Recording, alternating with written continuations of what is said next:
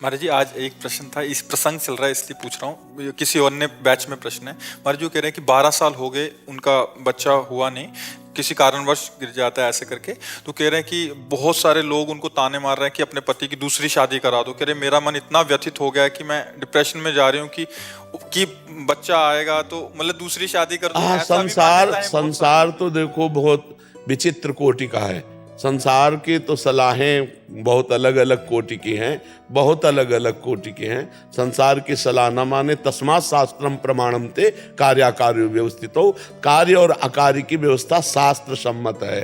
देखो, ये हमारे पूर्व जन्म का कर्मों का फल होता है कि संतान आई और चली गई, क्योंकि उस जीवात्मा की केवल गर्भ में रहना और निकलना, बस इतना ही केवल संयोग था।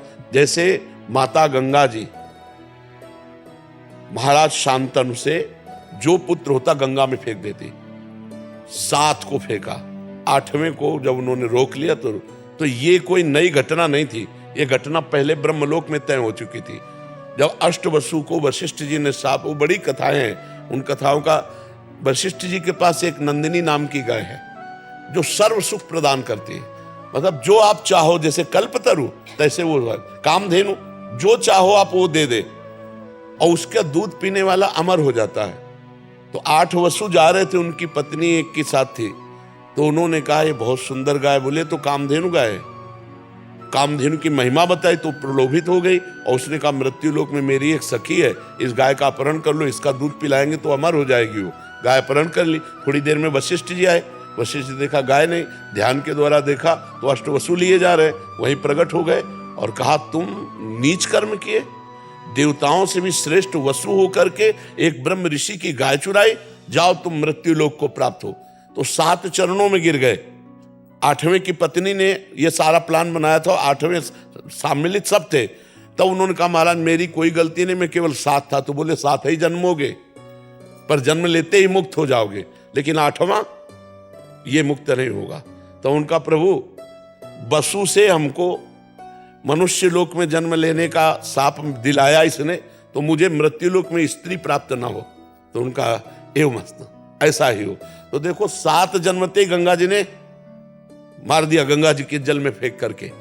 और 8वें भीष्म पितामह, और कहा था कि मुझे पत्नी न मिले तो आजीवन ब्रह्मचारी।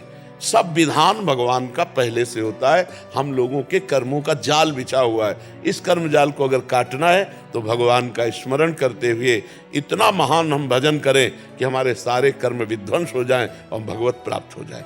ये संसार, किसी के लड़का नहीं होता तो गाँव में इतना टॉर्चर करते हैं, और वो जो बहन है, माता है, उसके कान में जब ये शब्द जाते हैं तो कितना उसको जलन होती है। ये नीच बुद्धि के जो लोग होते हैं ना, ये टॉर्चर करते हैं। जी, मान्यता है ना, उसी के लिए प्रश्न कर रहा हूँ। नहीं नहीं, ऐसी बिल्कुल नहीं धारणा करनी चाहिए।